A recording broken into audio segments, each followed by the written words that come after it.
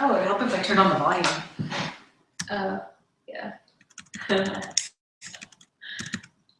Hold on. It was on. It was on. Okay. Awesome. All right. Volume helps. Hi, it's Tech Thursday. I'm Cassie. And I'm Nicole. And next week we're going to talk about Putting your presence on pause. there you go. You like that? Yeah. I was like, but this idea of like, so what happens is sometimes people say that they want to get rid of something online. They want to delete something. They say, just get rid of that. And what we tell them is, oh, well, we can unpublish it, or we can archive it, or we can otherwise do something where it's not necessarily deactivate.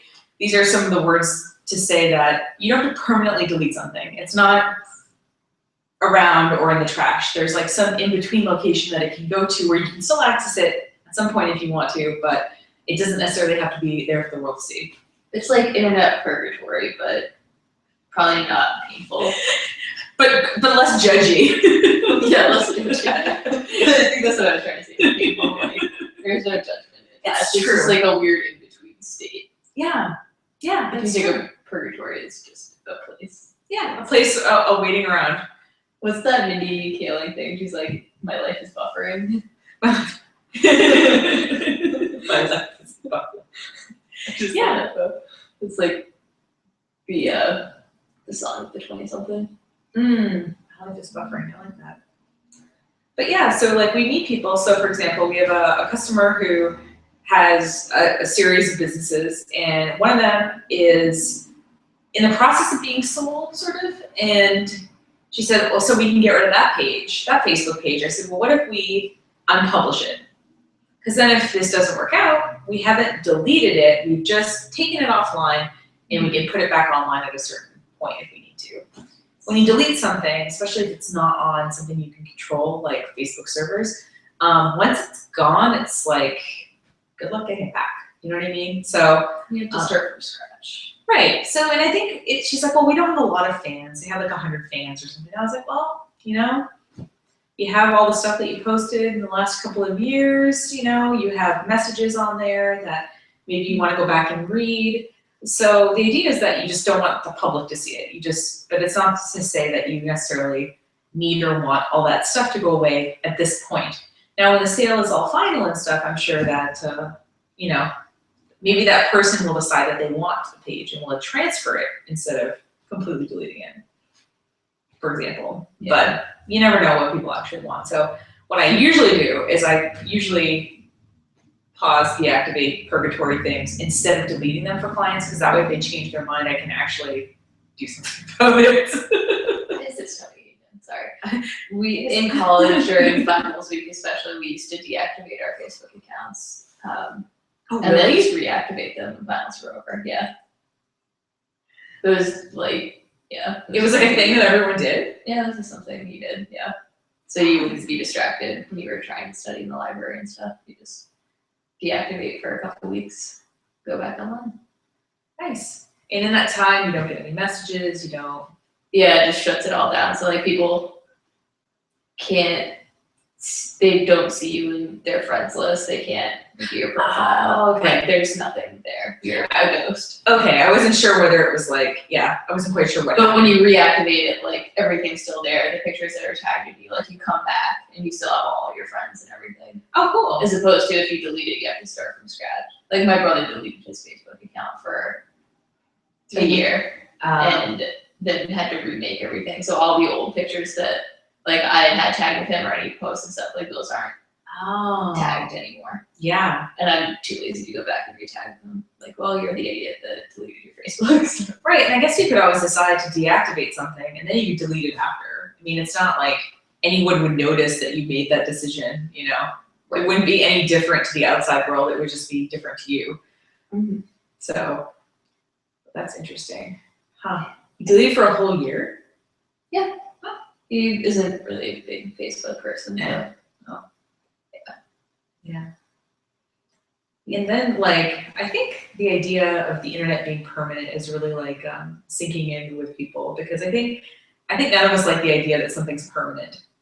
And the idea that there's this record of us that goes back. we're all committed photos. Well, it's just that, and I just think of like kids growing up now, or kids that have been born in the last few years. Like everything's been recorded, right? So in this way that like when I was a kid, like this girl that I went to school with started uploading these photos of us from junior high, and I went through an awkward. Okay, who hasn't gone through an awkward phase in junior high, right? So she started uploading these pictures, and I thought, oh my god, like this would be awful if like people could go all the way back and see a continuous record of me that I hadn't.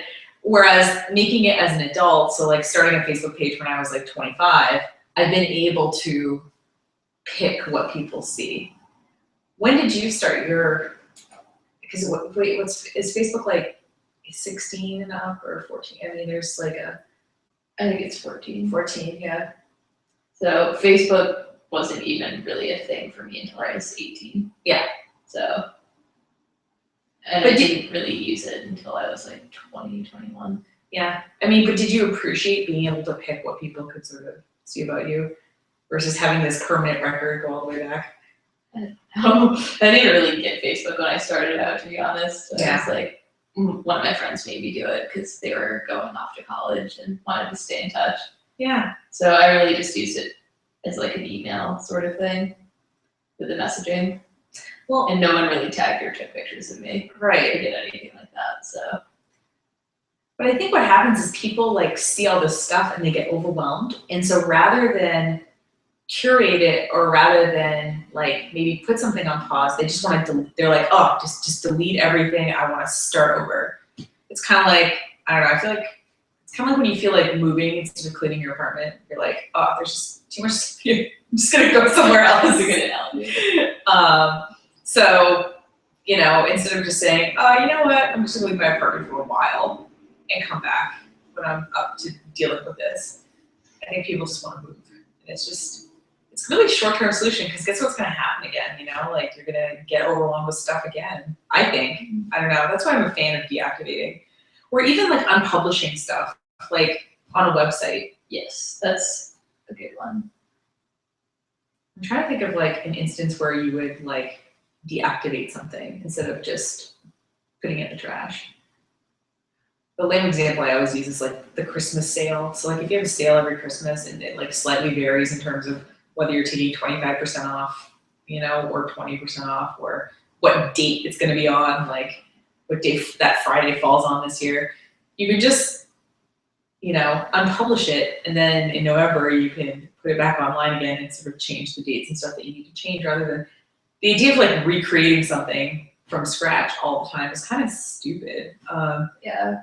Or if you have, like we have some restaurant clients, maybe they have a summer menu and a winter menu. Oh, And you right. kind of just toggle back and forth between which one's published and which one's not. And then you just have to make a few maybe small price changes, or, you know, not all the items are going to be the same usually. I mean, if they are, good for you. But Yeah. But I will meet people who will like rebuild stuff. They're like, oh, we have a new menu this year. I guess I'm gonna have to like, and they'll open up like, I don't know what people publish in, like maybe, you know, Pages on the Mac or something, or some people even use like Microsoft Word or something to lay something out. They'll like open up a new one and start recreating it. And I'm like, oh my God, like. yeah, like Microsoft has templates, you can start there. Yeah, at the very It's least. kind of like, you've already made this template for yourself, why not just Yeah, work with, yeah. So why not deactivate and edit when you need to, instead of like starting from scratch? Yeah, yesterday we had that. I mean, we were doing events for a venue, and we already have the event page from last year. I mean, the people that are coming to play and stuff, and the dates are a little different, but the table's all there, and I'm not going to use the same images, but it was nice to just be able to, like, it took 10 minutes to make the changes I needed to make, rather than however many it took to start from scratch, probably like an hour maybe. Yeah, I remember you like making that last year, and like, you know, deciding how we were gonna lay out that page and all that stuff. Yeah. It's Yeah, already there, why would I recreate the wheel? right. Yeah, and if you're really like attached to like the events that happened last year, you can make an archive page, and you can just take a copy, you know, you can just copy and paste all the old stuff in like some kind of archive, and you can have it for posterity, like if you really want. But I doubt that someone's gonna be like, oh, I love this concert venue, I wonder who played here in 2012. You know, like most people aren't gonna care. We could, but we don't have to. I mean, it's not, like I said, if this was like some you know who's really concerned about stuff like this is like nonprofits. So like when they apply for funding, they have to show that like, you know, so if they're applying for funding for a particular kind of programming, they need to show that they've maybe done that programming in the past or that they care about it. So even if it's not necessarily coming up, they want it on their website so that when they're reviewing their grant application, they can go and kind of look around and see like, oh, okay, that's, you know, that's what this organization's been doing the last couple of years. You know, that they've mentioned in this application that we can corroborate with, you know, their web presence. So, you know, it's fine to like sort of set up a way that you're gonna deal with past stuff, but you don't have to delete it necessarily. You can move it from the current to some kind of archive system, whatever that is. But I have a feeling it's kind of like, what's that, there's some principle that basically says that like you think your stuff is worth more money because you own it. You know, so like I think people get really sometimes attached to things because it's theirs in a way that most people like, you know, like so we had a website we're doing right now and they were talking about press releases. They're like, well, how are we gonna archive our old press releases? And I was thinking, okay, like who's gonna go back and read your old, I don't even keep all our old press releases. I do keep track of like if we make it into a publication, I'll like save that link and do something with it. But you know, if it's just a press release we've written and sent out to like, I mean, you know, 100 people, no one's gonna wanna sit and read through all our old press releases, I'm guessing. Although I am told that our press releases are quite lovely. Thanks, John. John Burgundy. John Burgundy. We'll protect his identity. John Doe. John Doe. I know. So yeah, you can deactivate like social media accounts. You can unpublish pages of your website or even whole sections of your website if you want to. Yeah. And close it off like with West Wing.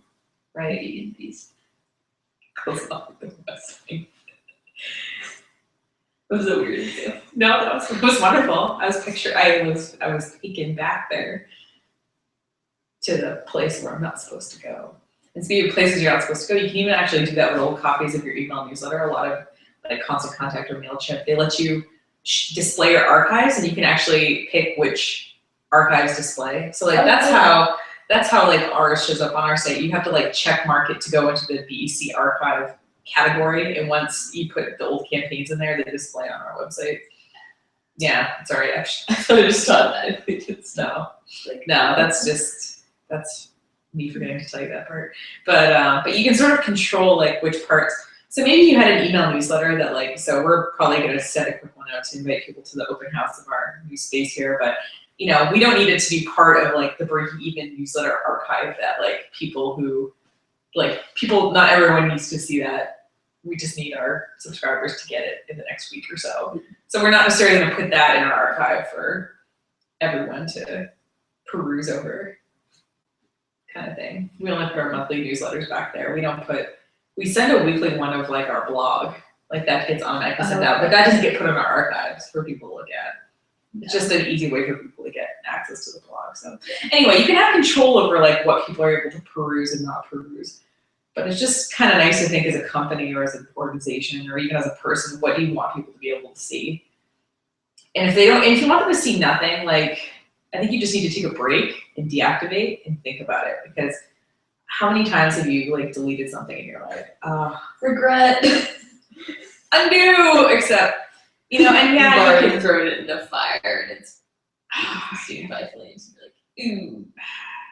What's nice though about the internet that is not real life is that you can go back into the past. So if it's your website, most web servers have some kind of backup. So like our web server backs up 3 times a week. So if we delete something on our end, we can say, oh crap, we deleted something on our end, and we can go back to the server and see if, and like I said, different web hosts have different backup policies, so check with yours, and you can set up your own backup schedule too on your own site. So don't let your web server necessarily limit you, but if we unpublish something and then we go to Swaha and we say, hey, we accidentally unpublished something, they can say, oh, we can recover from like Thursday on. Is it Thursday? Yeah, or whatever. Well, it's like they back up 3 times a week, so they might be able to. Is it Thursday? Because I think people have my deep on Oh, Heat Bunkai's coming in, huh? Nice.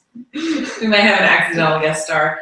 I think he was coming at 1 though. See, we're supposed to, part of our move to the thing is that we have to get stuff put in the business name. So the part of that is to come in and to make sure the heat is all working and it get transferred over anyway. So, but they're supposed to come like 2 hours from now, but you know, that's not to say, I thought he was gonna come at 1 with when they did this changeover, but I did not know that. you never know.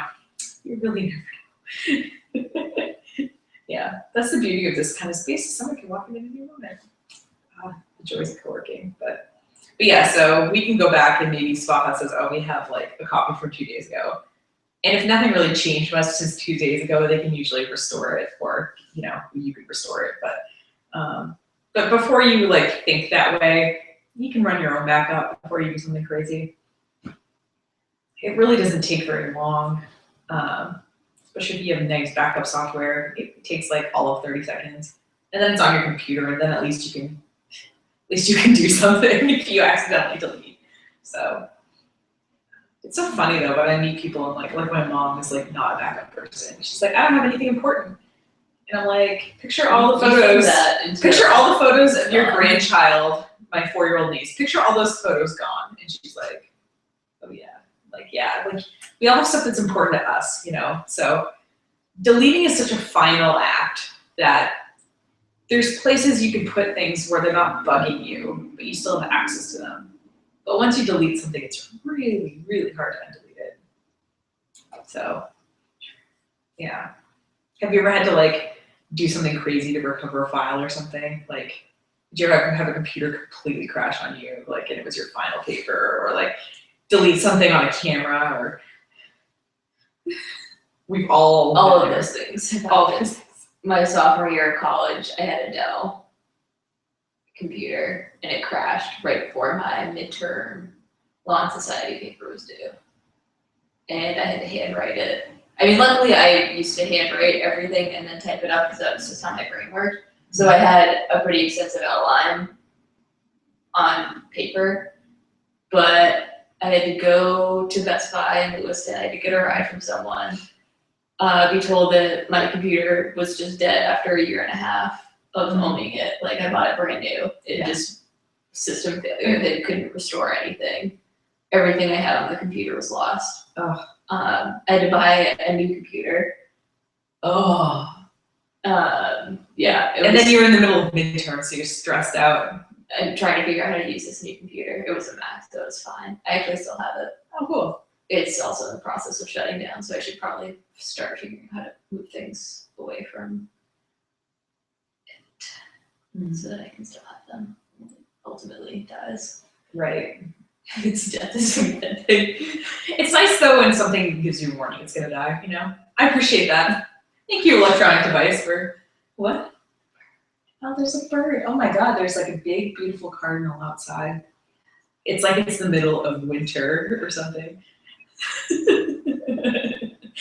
Also, dear viewers, we're not used to having windows because our old office had one window and we each took turns sitting next to it. So, and it wasn't frequented by cardinals. It was not frequented by cardinals. So, and now in this new space, we have 16 windows. And I know because I bought blinds for 16 windows. And it's on the second floor, so there's lots of trees around us too. So it's pretty cool. But, yeah. So yeah, we have a lot more light. We're like happy plants over here. Just getting a lot more light in our systems. We're photosynthesizing. It's all that extra vitamin D making us super happy. But yeah, oh my God, that's awful. I'm trying to think of like, you know, if you're gonna keep everything electronically, which I am that kind of person, I hate paper. Like my goal is to have an entirely paperless office. Currently, we just have piles of paper, so it might be hidden away that I have to deal with. But for the most part, in terms of offices, we have very little paper. And so what I try to do is I try to scan everything, and then I try to have that scan be backed up into Dropbox, actually. That's why we have the extra big Dropbox account, because I have everything backed up into there. Because if you're gonna be all digital, you gotta have some kind of, you can have one break in or one break point in your system. So, but the hard copy is another excellent way to deal with things. So if you have, something that you want to archive, but maybe you don't want in the electronic universe making a physical copy of it, and putting it somewhere. Like I've seen people do this with like their kids' artwork. What they'll do is they'll scan it and they'll like print it off in a book, like a coffee table book or something. So rather than having like all these pictures that are like, because they're painted or whatever, they're all like crinkled or, they have the artwork, but it's like in this sort of system that they can, put on a shelf and take out and look at, but also, it's a physical copy of something. It's a physical archive. I actually was cleaning out a lot of stuff last night, and I found some of my old artwork that my mom gave me. I don't know. You like the original? I like the original, and I'll take it over for my future children's artwork. Oh. Anyway. Oh, so we just think of Cassie's future children. He's so cute. No, it's awesome though, but she didn't keep everything, I'm sure. She kept like a couple like special pieces. She kept a lot of really good things. It was kind of cool because I can go back and see I used to write my name 3 different ways. And my kindergarten teacher, I just wanted to. That's awesome. Like spelled it differently or just like it was always KASS and then it would be KSSI, which is actually how my family used to spell it. KSSY or KSSID. And my kindergarten teacher was finally like, hey, you need to pick one. So I picked IE because I got to write more letters. And that's the story of why I spell my name the way I do. That's so cool though that you were like a kid and you were like experimenting with your identity, No, like in your own way, right? And I remember being so upset that I got in trouble for that because I was like, A, I'm in kindergarten and I'm writing my name, and B, you're not confusing me with anyone else. Right, it's not like there's a bunch of other Cassies in the class and it's confusing or something. And Cassie with a K. Yeah. I was like, everyone else is Ashley and Megan, like, chill. What's Megan? Chill. That's pretty cool that you were doing that. But because my mom saved all the artwork, I used to like write my name on everything. The S's were always backwards. S's are hard.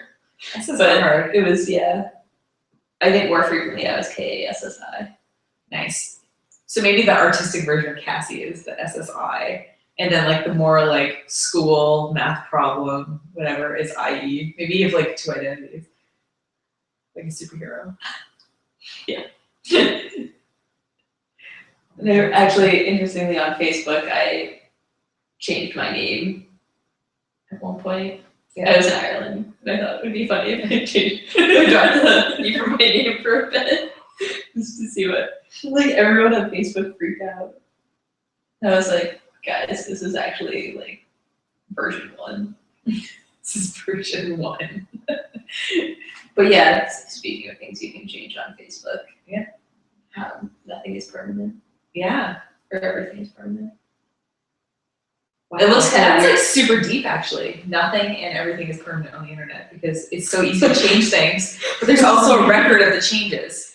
Right, so you can, like, you can't see that was what my name used to be, but you can see everyone commenting, like, where'd the E go? And I was like, I left it in Ireland. It was funny, but like looking back now, it doesn't make any sense. Like all those little conversations, because my name is Cassandra now on Facebook because I changed it again. Yeah, oh, that's funny. Yeah, but and then even with websites, there's like the Wayback Machine. So like if you want to go back and see what the Brickhaven website looked like in 2009, like the first time I had it designed and like I paid a designer to do it and everything, like you can go back and see like what it looked like because the internet has taken a screenshot of it. So every like iteration, as long as the Wayback Machine has archived it, and I'm not saying it's archived everything, but the fact that it archived my little tiny website back then, like, I thought was kind of cool. But you can kind of go back and see the evolution of something. Even like when Google, but you can look back at Google through the ages, for the last, however long it's been around, 20 years or so. Everything and nothing is permanent. Is the thing, and it's best to, instead of deleting something, archive it if you can, because you might regret it. Yeah. You might want to be KSSI, and you can change it because it's the internet. I know, you know what was really hard is ordering, so we ordered some rack cards, which is like basically, I didn't know what rack cards were until I moved to this area, because there's a lot of touristy things, but you know when you're on vacation, you see those racks of things and it's like long and narrow like a brochure, but it's just one side. That's a rack card. But We used to anyway, take them for scrapbooking purposes. Never actually use them for the information. I think that's probably what most people do. But anyway, so we went ahead and bought some rack cards, but it felt so crazy because I was like, oh my God, like we had to, you know, I was like, should we put the phone number on there? And I was like, oh, I don't want to commit to a phone number because that time we're trying to decide between Google Voice and using something else. And like, I was like, you know what? Like, it just felt so permanent to put something, to make 5,000 copies of something that was going to be distributed and used for however long it's going to be used. I mean, I don't know. I don't know if some little Cassie prototype is going to take this, put it in their scrapbook, and then come back here 10 years and when you're like, oh, I wonder if that still exists. And hopefully it does. Knock on. This little in here. I started writing a story in my head. That was weird. like the scrapbook. But that's the thing is like, there's a lot of things that are permanent. Like getting a sign feels really permanent. Like printing these rack cards felt really permanent. You know, anything in print, right? But like online, you can change your mind. And yeah. So many times. Not too many because it's annoying, but Yeah, you know those people who always change their relationship status. Serious, it's complicated, I'm single. No, I'm in a relationship, but there's no name. Yeah. so we and Yeah. I don't know.